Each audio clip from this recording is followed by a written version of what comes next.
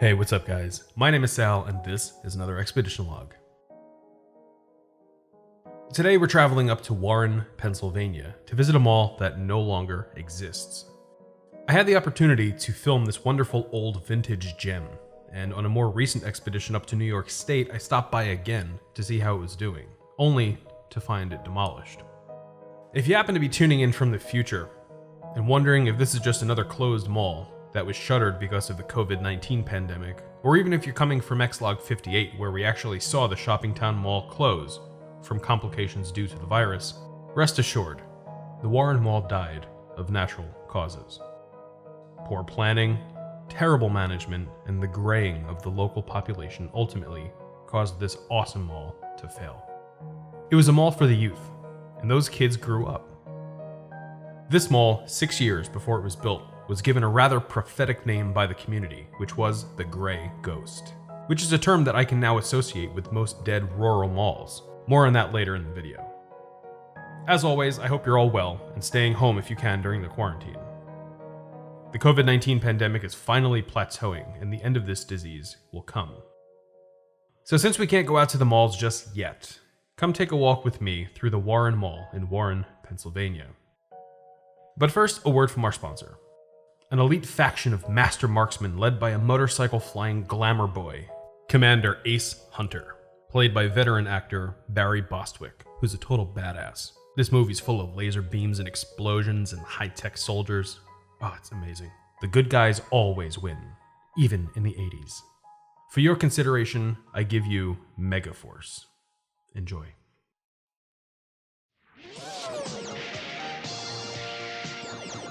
Megaforce, an elite compact fighting unit armed with the most sophisticated weapons ever seen on a movie screen. The mission, to preserve freedom and justice and battle the forces of evil. Operation Hook, Line, and Sinker. Primary objective is to trick Guerrero to cross the border, bringing him on your territory at a predetermined time and place. Our 3 aircraft will cross Gamibian airspace at 0328. Fellas, that was the best holograph we've seen yet. Dallas, when a person doesn't have less on, they have more on? Exactly.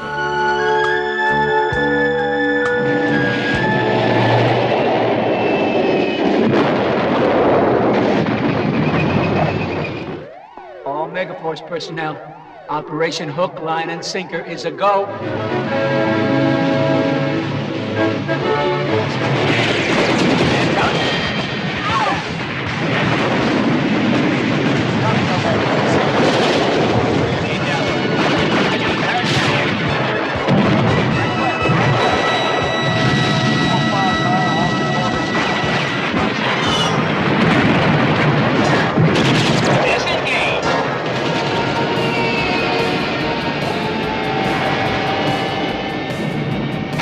It's right on schedule, guys!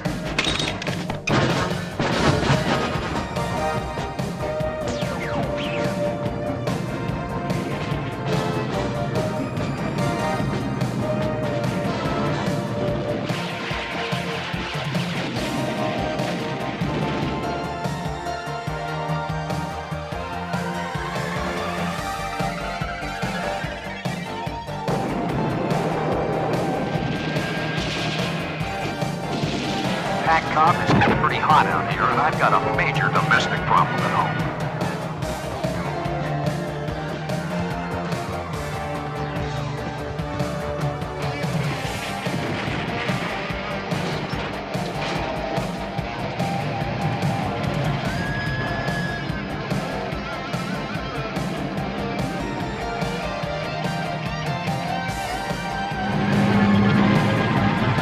Get in there! Move it! Move it! Come on, get in there!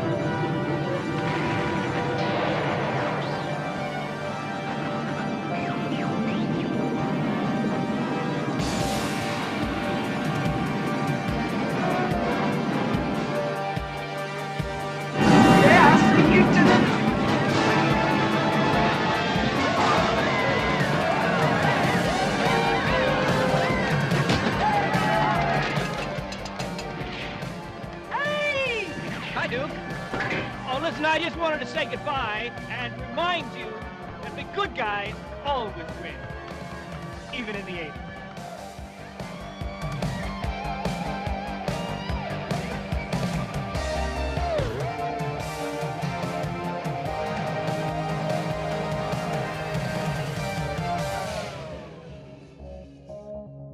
On Friday, March 17th, 1972, George D. Zamias announced that a new shopping center was coming to Conowongo Township, Pennsylvania, but that it would be a few years before they actually got the ball rolling. Zamias owned the land, and it was rezoned already to suit their shopping mall, but they had no tenants in mind yet. However, 1 month prior to the announcement, in a public township meeting, the locals spoke up in protest against the mall, calling it the Gray Ghost, as it was a proposed retail outlet with no tenants planned. This Gray Ghost would be plagued for years, stuck in limbo with no motion in sight. The mall development was further stalled when it was revealed on February 21st, 1975 that no sewage plans were submitted yet for the mall, as George Zamias was quoted saying, quote, "There's no sense spending money without knowing what you have. We don't have all the tenants yet. That's the holdup," close quote. But after nearly a decade, the Gray Ghost would materialize, and on Tuesday, November 15th, 1977, ground was broken on the Warren Mall. The projected cost to build the mall would cost Zamias a staggering $85 per minute, which he actually got sued for after not paying a $35,000 construction bill. The mall would take nearly 2 years to complete, and on October 4th, 1979, the Warren Mall had its grand opening and ribbon cutting, clocking in at 300,000 square feet of gross leasable area, with a Kmart, Bon-Ton, and J.C. Penney serving as senior anchors, along with an out-parcel cinema. It wasn't a big mall, and most of the space was dedicated for the anchors. But the mall still cost Zamias over $9 million to build, which, given the obnoxious $85 per minute Zamias spent on construction, it makes sense how such a small mall could cost so much money.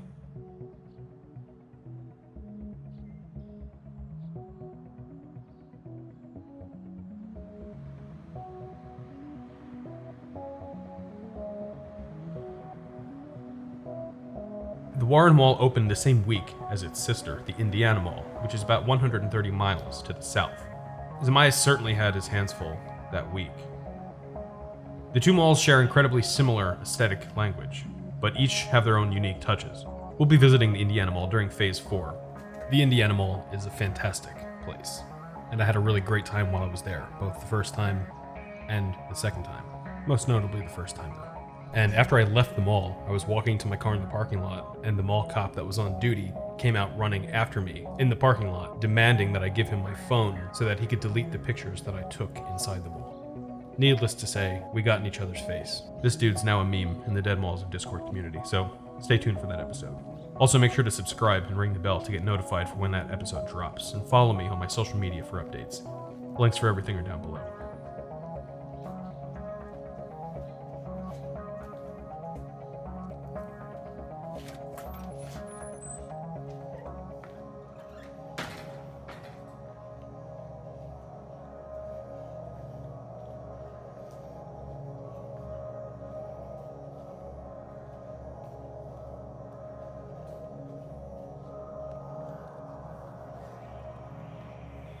In the 1980s, shopping malls of all shapes and sizes had their moment. These malls were the epicenter for both youth and popular culture and were showcased in countless movies during this time. Some notable mall movies included Fast Times at Ridgemont High, Chopping Mall, and Valley Girl, all of which featured the Sherman Oaks Galleria in Los Angeles, The Legend of Billie Jean, featuring the Sunrise Mall out in Corpus Christi, Texas, every single expedition log from episode 1 to now, so please go catch up on my series for the full effect. Back to the Future, featuring the Puente Hills Mall, dressed up as the Twin Pines Mall. And of course, Dawn of the Dead, which filmed on location at the Monroeville Mall in Pennsylvania. But these are all massive super regional malls, ranging from 1.5 million square feet up to nearly 12 million square feet of gross leasable space.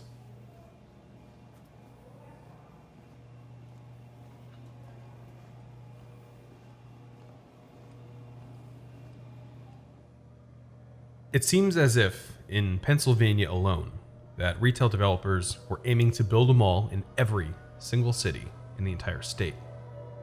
While glamorous massive malls were fueling the trends of the 1980s like custom-made jumpsuits and side ponytails, pleated denim, spandex, and permed hair with so much hairspray keeping the monstrosity afloat that you couldn't come within 40 feet of a candle. Despite the bougie malls driving these fads, smaller rural malls needed love too.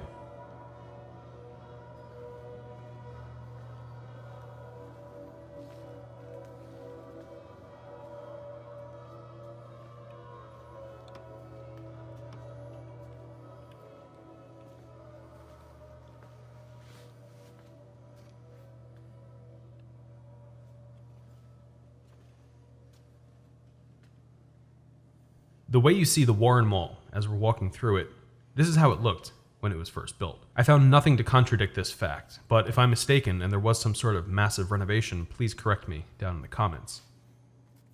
However, this mall and its sister, the Indiana Mall, both share very similar design, and I would be surprised if they coordinated matching renovations. But malls like this weren't really the cool thing to do back then, even through the 90s. For teenagers, it wasn't popular to visit that dank, weird-looking local mall when you had a super regional mall with anything you could ever want just 20 minutes away. As for the Warren Mall, it was just below the border of New York State, and just north of Warren was the much fancier and well-endowed Chautauqua Mall. Teenagers wouldn't brag about spending time at a mall like Warren. They would probably scoff at the idea of going there in front of their friends. But for younger kids growing up in the late 80s and 90s, at this point in today's world, the Warren Mall must be a super fond memory.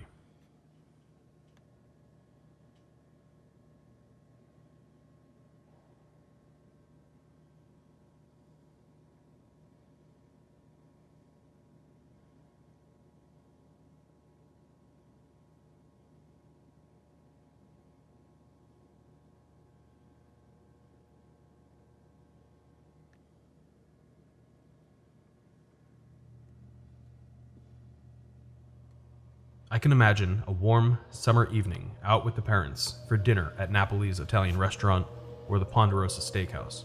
And while they were slowly eating, unwinding from a stressful week at work, enjoying their meal, you could get a few dollars in cash from mom or dad and go spend an hour or two at the Aladdin's Castle next door. Hell, you might have even gone to see a movie with them at the Warren Mall Cinema. This is what kids would do. They would go out with their parents for dinner, and they would scam some bucks to go to the arcade. For me, growing up as a kid in New Jersey during the 1990s, my local mall, the Ocean County Mall, isn't necessarily a small mall, but it was definitely dark and old looking back then, and that's where business got done. Back to school shopping and essential things that I needed. There were a few times when my mom, aunt, and or grandparents would take me to the Hot Sam's Pretzels for some pretzel sticks and lemonade, possibly a movie at the mall for a big release like Jurassic Park or something. But it wasn't a place that I remember going for the sheer enjoyment of going to the mall. Having said that though, I moved away from New Jersey down to Baltimore at the turn of the millennium and never had the chance to find my mall rat teenager mall in New Jersey.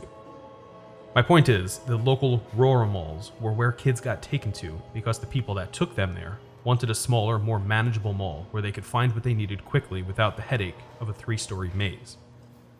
But over time, as the population would start graying out or getting older, and as the younger generations became adults, the super regional malls that they marveled at as teens would become their new local mall, and the smaller rural malls would fade into obscurity and die, leaving a trail of gray ghosts littering the retail landscape across the country.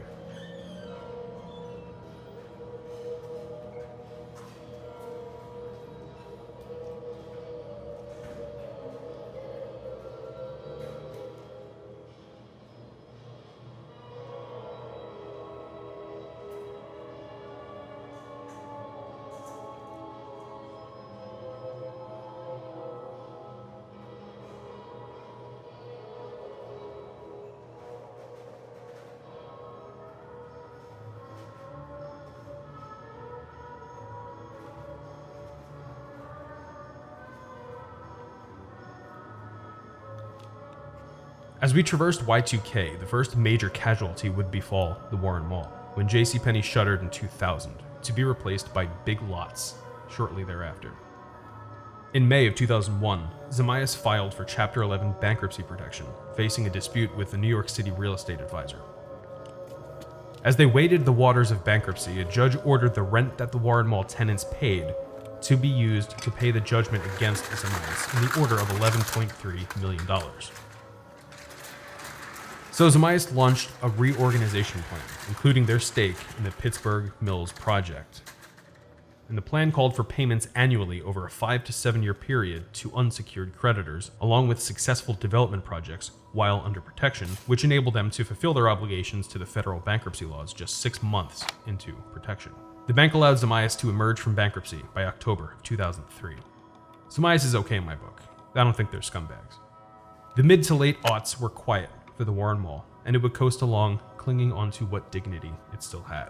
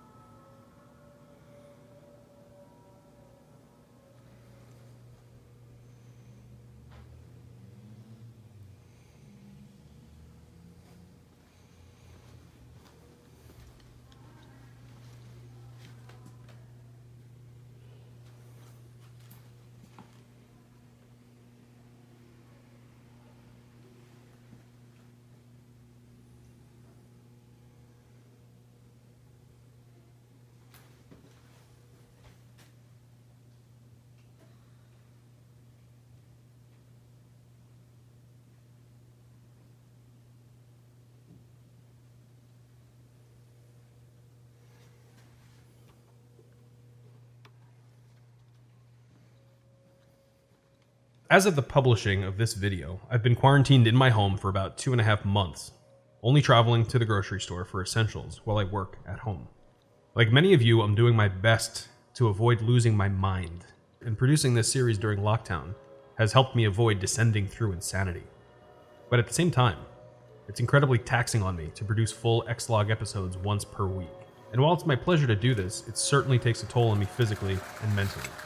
So to my patrons and channel members who support me directly, your kindness is appreciated, and I'm incredibly grateful for the support. I'll certainly keep producing weekly content during the quarantine, because it's the most I can do while we all get through this pandemic together. But I'm definitely going to need a break at some point. And by break, I mean I need to go out on expedition and just do some filming. I need to get out of the house. You guys know how I feel. Tell me down in the comments what all of you have been doing during the quarantine to keep busy. Also, make sure to follow me on my social media and to join the Demolished Discord server so you can come chat with me and a whole bunch of other creators, and to help me avoid having a psychotic break. I really can't wait to head back outside and explore.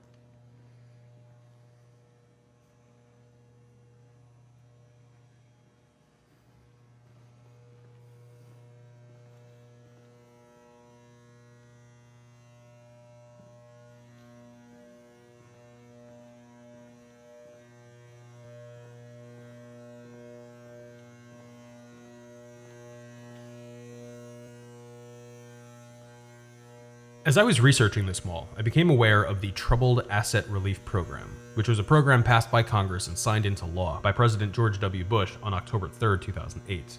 This initiative came to be as one of the government's responses to the 2008 subprime mortgage crisis, which was a huge factor in plunging the US into recession between 2007 and 2010.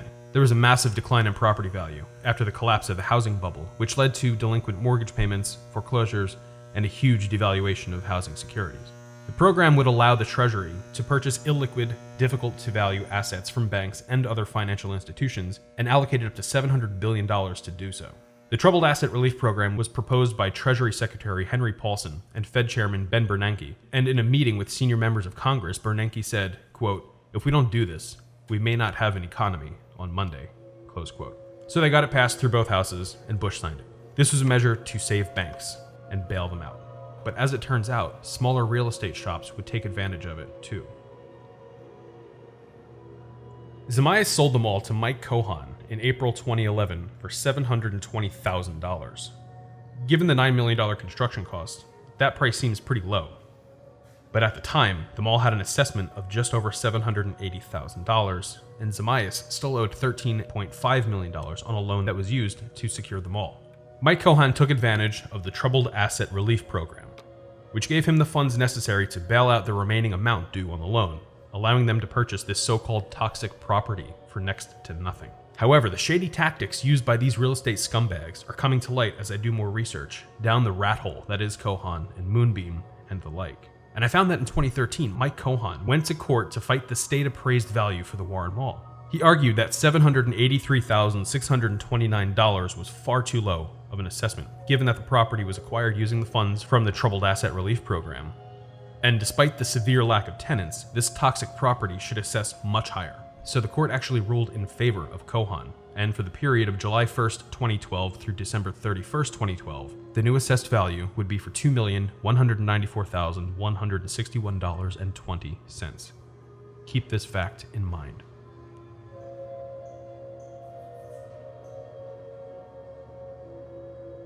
In 2013, Big Lots, which was in the former JCPenney space, shuttered, and the following year in 2014, Kmart would also close their doors. With Bonton being the only property left in the mid-2010s, there was very little allure in coming to the Warren Mall aside from some incredible stuffed shells at Napoli's. On April 15, 2016, Mike Cohan sold the mall for an undisclosed amount to Coca Development, based out of Boardman, Ohio. But remember what we talked about just a moment ago. Mike Cohan taking advantage of the Troubled Asset Relief Program to cancel nearly $14 million in unpaid debt so he could acquire the property for about $700,000. He then fought to get the valuation for the Warren Mall to over $2 million in late 2012. From what my research produced, I can elicit a guess that Mike Cohan sold the property for well over $3 million to Coca. Cohan Services may be a bunch of greasy scumbags, but I have to hand it to them. They leveraged a recession and used a government-sponsored program to acquire a property for a massive discount, fought in court to have the discounted property brought up to a price that they thought was acceptable, and using this new assessed value, they sold it off to another buyer for well above what they paid for it. It's incredibly skanky, but it seems profitable. So good for them, I guess. So right now we're in the section of the mall where the corridor to the old JCPenney's used to be. But by the time I had gotten to the mall, that wing had already been gutted, and all of the combustibles were taken out.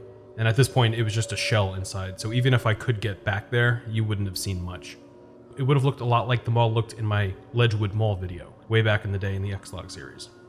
But as you'll learn a little bit later in the video, the new owners made quick work out of demolishing this mall to take advantage of the space because they really wanted to redevelop it into something more usable for the community.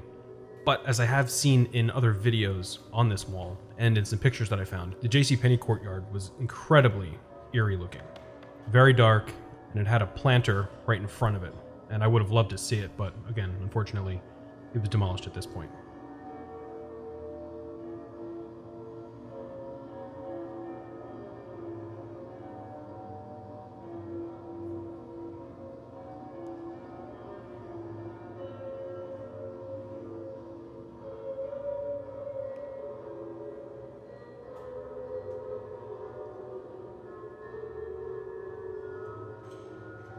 While I was here, I wanted to go into the Bonton to do some filming, and the lady that met me when I first walked into the place, who said that she worked for the mall, despite her telling me that I could film, I was still getting some stink eye from the workers inside the Bonton when I was filming.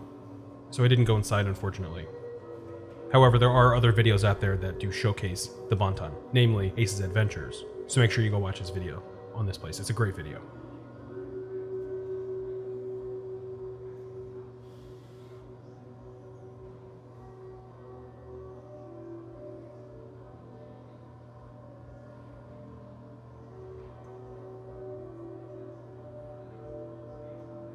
I mentioned that the Warren Mall and the Indiana Mall both share pretty similar aesthetics in terms of their design language, but I would say the Warren Mall is a lot more vintage, or I should say was a lot more vintage, especially the planters and the small fountain area. They were just incredibly old looking, and I couldn't imagine that they ever looked any different.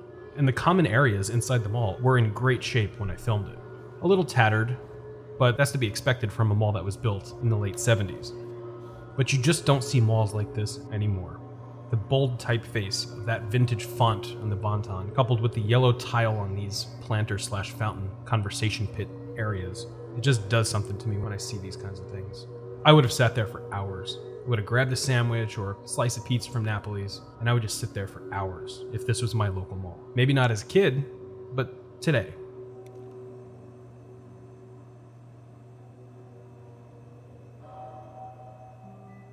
Here's a space age gift for kids from Radio Shack. The original Space Patrol walkie-talkie. You get two for just $14.95 a pair, and they really work. They're crystal controlled and battery operated, just like Dad's biggest CB units. And they're built in Radio Shack's own electronics factory. So this Christmas, thrill your kids with a $14.95 a pair Space Patrol. Only at Radio Shack. A Tandy company.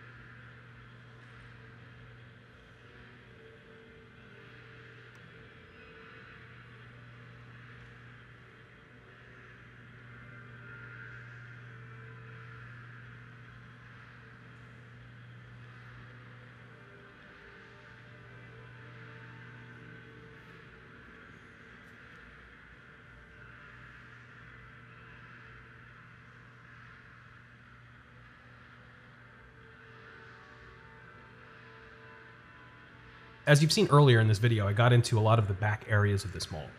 And surprisingly, they didn't really smell that bad. The mold content wasn't really that high, at least according to my nose. But this restaurant back area stunk so bad.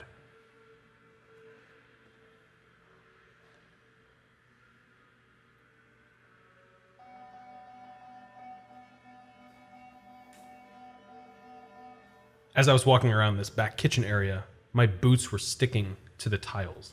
So it must have been some sort of soda or other drink, sugary thing that spilled all over this floor, but my boots kept sticking. And I almost fell a couple of times because they were sticking that hard. It was awful. It was horrid smelling back here. I couldn't really last that long. But man, this place smelled so bad. I was actually holding my breath a lot while I was back here. And after my encounter with the Warren bathroom spider, I looked inside this fridge, and that was my cue.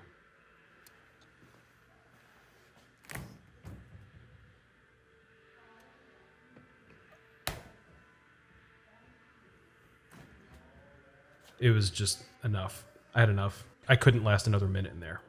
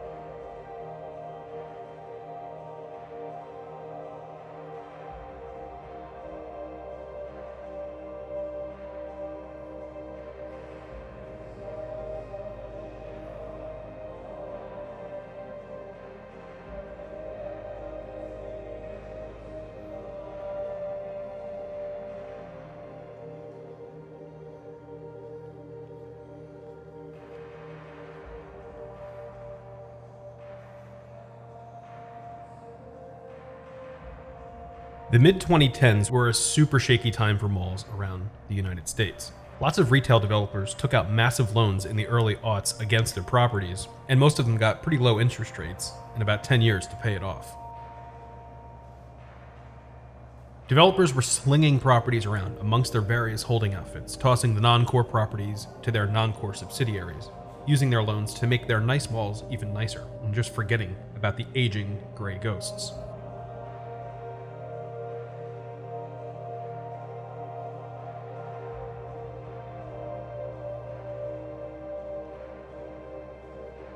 The shady retail developers were mostly just paying the interest payments on their loans, keeping the banks from foreclosing on the property. But as the balloon payment and maturity date started getting closer and closer, the developers went into panic mode and began dumping their properties for just some sort of profit.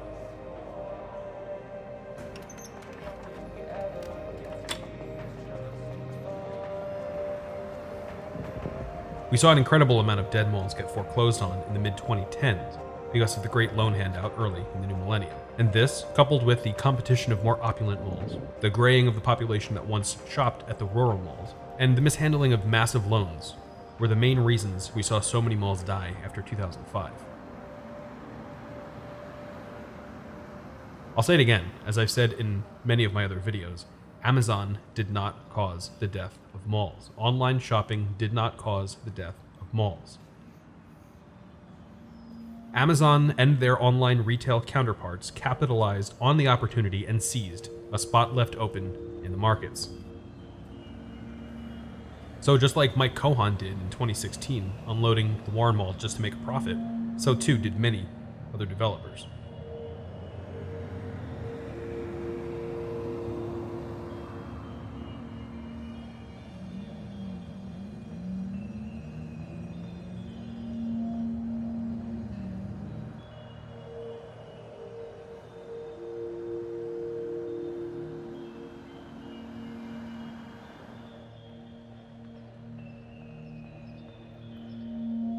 The following year, in 2017, a Dunham Sports would open shop at the JCPenney turned Big Lots space. But they would wall off their entrance to the store from within the mall with drywall, only allowing shoppers to enter from the outside.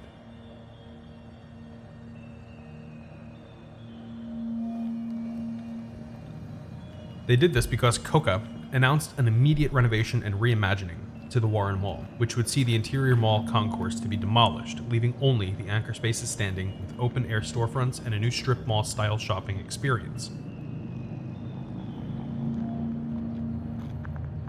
By June of 2018, I showed up. I was greeted by the most charming lady who wished not to be named or filmed, and she was roaming the mall with her adorable daughter.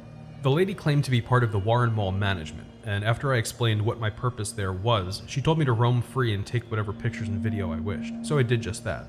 I arrived when the Bon-Ton was having their liquidation sale, and they were slated to close later in 2018. I spent a good 3 hours just roaming around the mall, and I had a bite to eat at the Napoli's, and it was absolutely fantastic.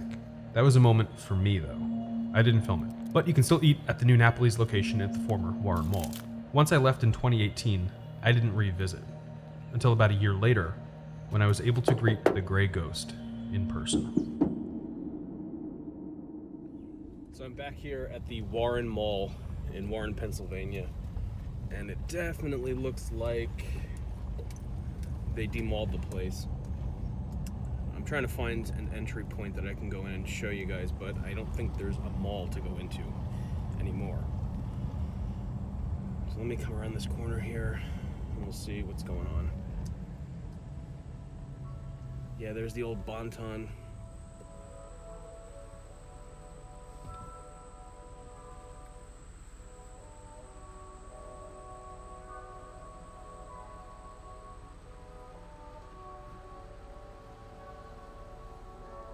The footage you're seeing right now was filmed on September 1st, 2019, on my way up to Niagara for an expedition with Ace.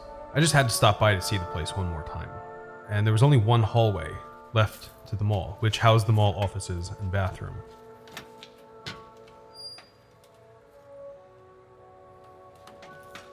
I heard somebody inside the mall office when I was there, so I didn't try to go in.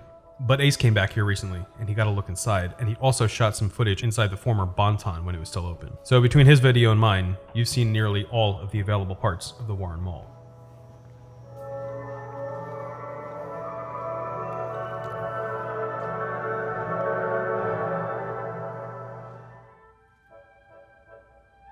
The Warren Mall left this world with dignity, and it was able to avoid the untimely and unnatural death of a COVID-19 forced closure.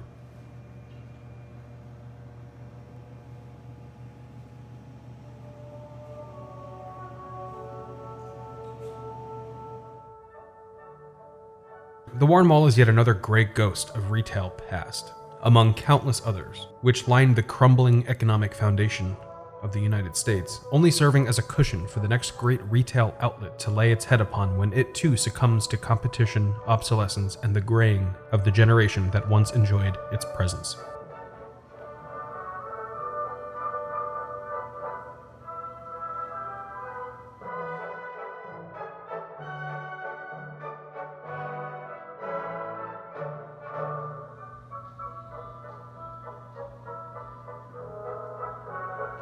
Once malls finally open back up, and I hope like hell that they do, go pay your local mall a visit. Go walk around and just take it in. Sit in the conversation pits and make a memory. Grab a bite to eat and bring it with you to the mall and just feel the space.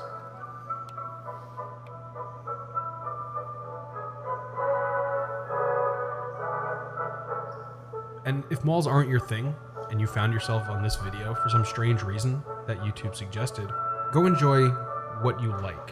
When the world opens back up, go enjoy that thing that you like, even if it's not a mall. If I've learned anything in my time creating this series, it's that malls are temporary, just like mostly everything in this world. At some point, we have to let go, and that's okay. But the memories we have of the things that touched our lives are what we should keep most sacred. Go enjoy the things you care about when it's safe to do so, because ultimately everything becomes a gray ghost. I'd like to thank you all for watching my video, with a special shout out to my patrons and elite explorers who've joined my channel. Make sure to follow me on my various social media and to join the Dead Malls of Discord server for a 24/7 ongoing chat with special voice chat sessions. Links for everything are down below. Your viewership and engagement with my videos are why I keep doing this. It's for the community, and frankly, it keeps me sane under lockdown. So if you wouldn't mind, just show your appreciation by subscribing, leaving a like, and ringing that bell. And if you could, just share it out on social media so that we can share the love. The time's coming very soon when the pandemic will be in the past, and when we can all finally head out on expedition again. But for now, I'll keep producing weekly content, and I'll see you all next week for ExLog 60. Until then, stay home if you can, stay safe, take care, and have a fantastic day.